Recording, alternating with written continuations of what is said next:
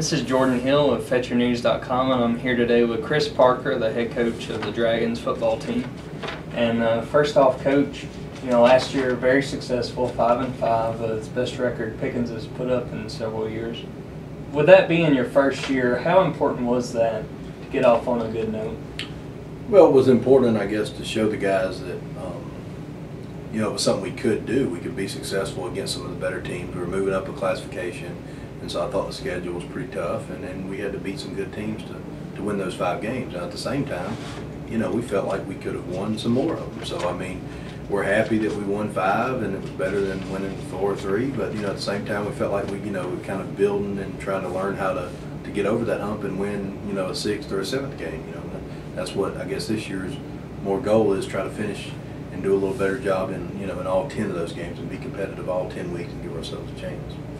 For the most part, like you said, was staying competitive week to week.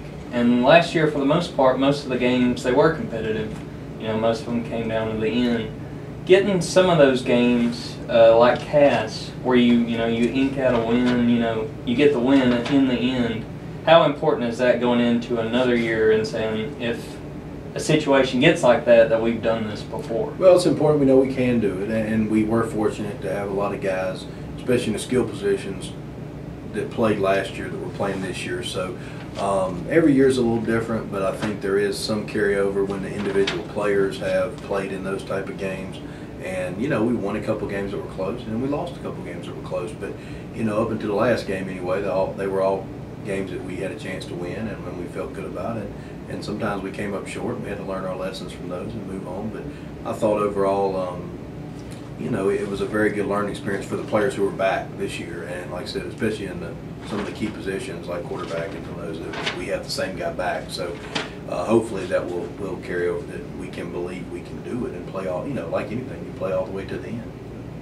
For the upcoming season, you're going to have on offense your starting quarterback, Tanner Brumby, back, as well as Shannon Brooks, your running back.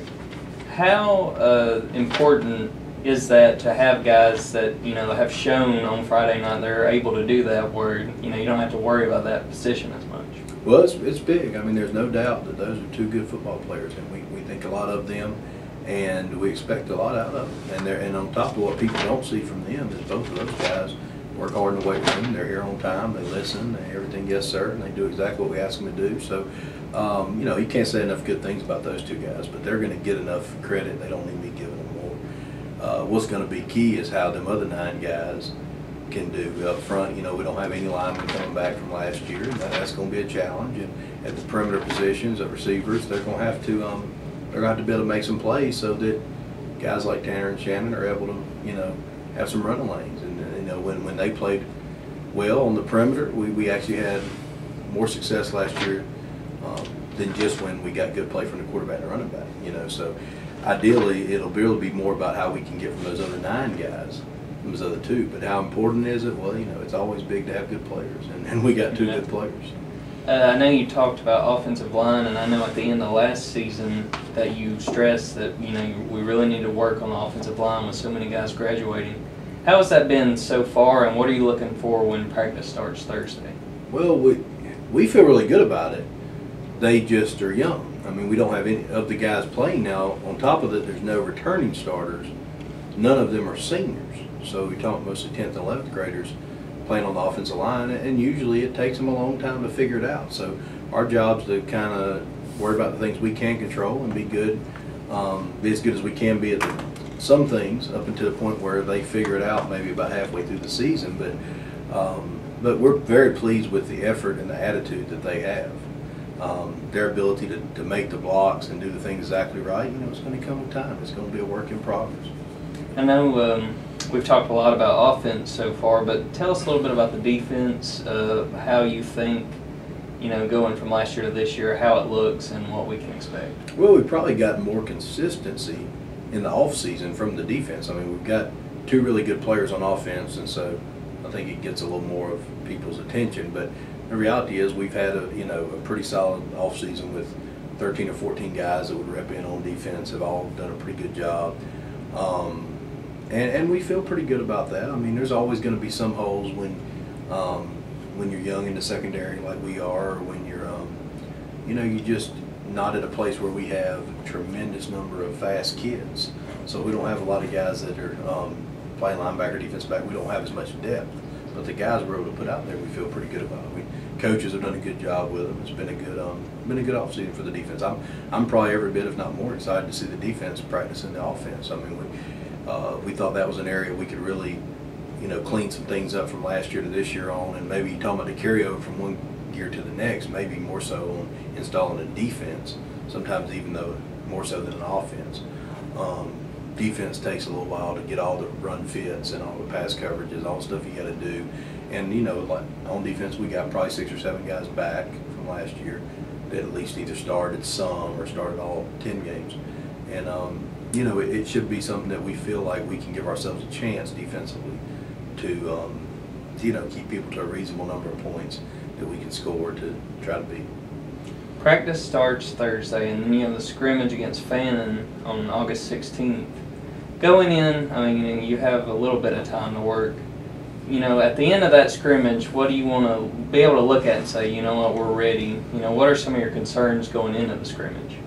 Well, I mean, I think the main thing we look for in a scrimmage is, you know, keep everybody healthy, I guess. We got to keep it in perspective that it's just a scrimmage.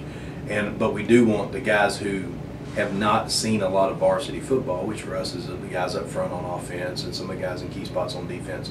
We want to see them perform in a varsity-like scenario. It's not a varsity game.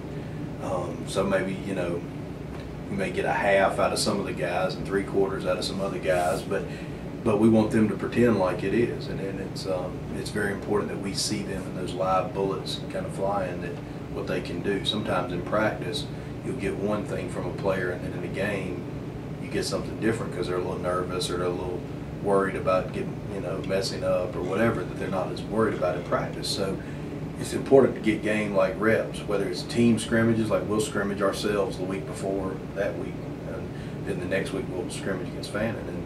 And in those 2 instances, one against ourselves and then one against Fannin, we have to evaluate, you know, who can play. So the biggest thing about the scrimmage is just evaluation. If we're repping in 6 guys on the defense line now, we have to get that number down to 4, probably by the first real game. You know, on the offensive line, we want to settle on 5 guys starting by that first real game, maybe not so much in the scrimmage. So guys that have played a lot, we may not be as, of course, outside of keeping them healthy, we're not as concerned with seeing them, more concerned with seeing the guys who need to be in those scenarios. You know, it's a little different than maybe last year, where being that it was our first year here, it was important. The kids got some confidence in the scrimmage, and we executed to a level where they believed we could. I think this year it's more important that we see some young guys, and that we get an opportunity to compete some and hit somebody else for a change. But you know, overall, keep it in perspective of what it is, and you know, I'm sure Fannin will do a good job with us, and I'm sure it'll be a tough go for us. So last year, first season, 5-5, just missed out on a chance to go to the playoffs. With that, you know, behind you, what are your goals for your second season? Well, the goal for us is always the same, which is you got to get into that 10th game that matters.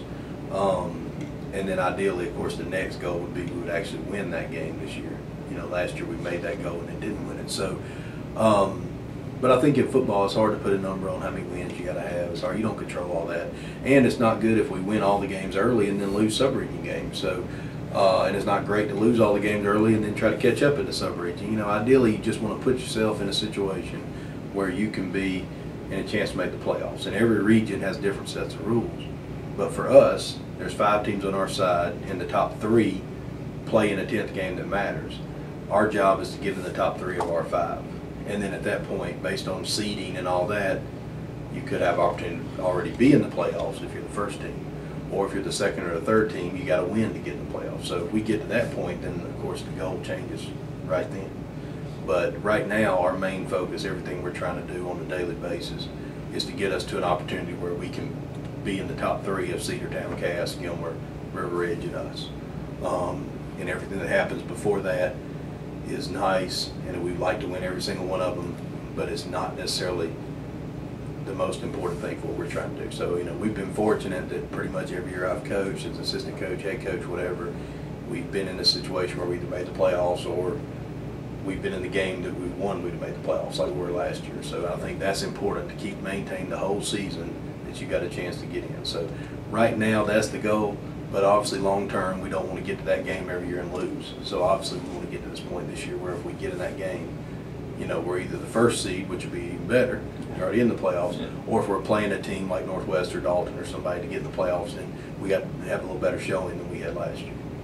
I want to ask real quick about the schedule, because it's just like last year, just home and away flip. Right. How advantageous is it for a team, you know, going in saying, well, we faced these guys last year, we know what to look for?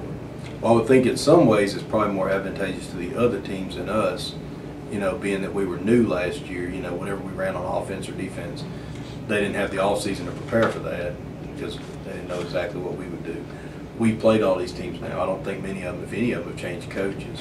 So I think that, you know, some of the stuff we do offensively or special teams or defense maybe kind of can perceived as cute, maybe something that somebody's got some film on, they can do a good job against us. But, you know, it works both ways. We know what to expect from these teams, and these teams know what to expect from us, which I guess considering last year was kind of maybe surprising to some people. But the key, like I told you at the beginning, the key for us was that was surprising for us. We expected to be successful, and we expect to be even better than we were sometimes last year. And we expect that again this year. Whether we get it or not, yet to be seen. But we expect to be competitive and give ourselves a chance to win all 10 of those games. At least be competitive in all 10 of them. You don't win every single one all the time, but you can be in the game and give yourself a chance to win. So ideally, you know, we're going to play these 9 teams. They know us and we know them. So, you know, like, you know, this scrimmage, I fully expect in this scrimmage against Fannin that they will be very prepared and will do a great job against us. And we better come out there equally prepared or we don't get embarrassed. I mean, that's how we're trying to approach it. All right, Coach, thanks for your time and good luck this year. Thank you.